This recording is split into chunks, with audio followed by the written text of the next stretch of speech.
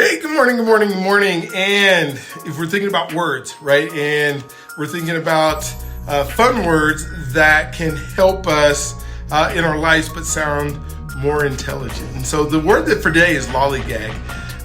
Want a fun word, Lollygag, Lollygag, was, excuse me, simply means spend time aimlessly, dawning or lingering longer than necessary. Have you ever had somebody where you're trying to get somewhere, you're in a hurry, you're trying to make sure that the things that you're trying to get done, and somebody's just lollygagging around. And so, man, you're such a lollygagger. For those people who just don't have anything to do, no important things to go to, or just want to hang out because they enjoy your company.